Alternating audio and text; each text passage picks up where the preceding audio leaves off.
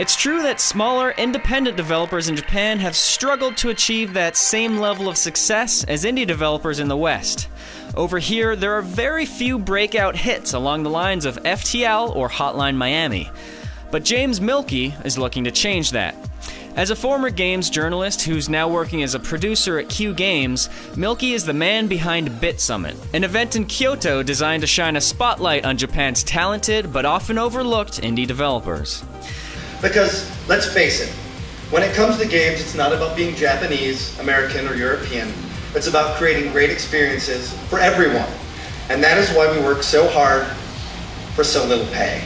Today we're meeting up in Osaka, in the mecca of retro game shops known as Denden Town.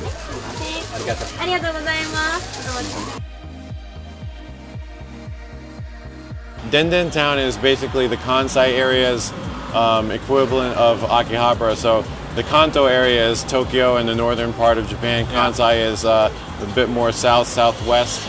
And in Kansai, it's stuff like, it includes Kyoto and Nara and Osaka. And Denden Town is actually in Osaka. This is one of the retro shops in Osaka. And it's basically where you go to find all your old school retro gaming. You know, you can find the newest games as well, but This is where you're going to find all the vintage stuff. So it's kind of appropriate that we're comparing Aki to Denden Town because you're a guy who's worked for Q Entertainment in Tokyo and now Q Games in Kyoto. In your perspective, how do those cities compare? What's the way of life like in these two places, and how do you think that affects people's approach to game development?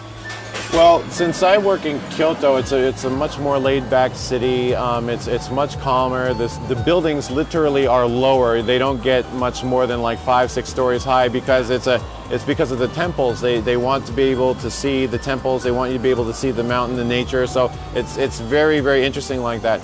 Osaka is a lot more like Tokyo in that there's a lot of buildings and there's a lot of people. A lot of neon lights. A lot of neon lights.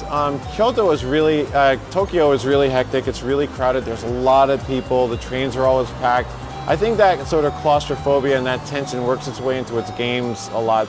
But I think you're still going to find cool action games, weird indie games coming from all parts of Japan, no matter where you are.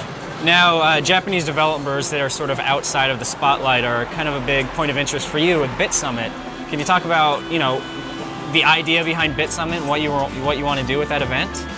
Well, for BitSummit, it really was my goal and my dream to kind of unearth this indie community and kind of show them, like, look, this is what they're doing in the West with indie games. This is like what Happy Games does. This is what, check out Sword and Sorcery, check out Braid, check out Dear Esther, check out these really esoteric avant-garde games and just embrace your inner weirdo and just do what you want. And that's what we had like Karaoke-san from Tokyo Jungle and Crispies, like he was saying, like, make the game you want and the audience will find it, and so we wanted to encourage that kind of spirit in Japanese gamers for them to rediscover what made Japanese games so interesting in the first place 20, 30 years ago.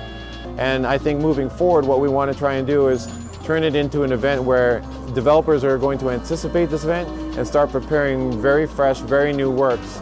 Just like we did yesterday with Amaya-san's Garo Blaster. That was like a world debut and it was really cool. But we'd like to have like 10 more of those next year.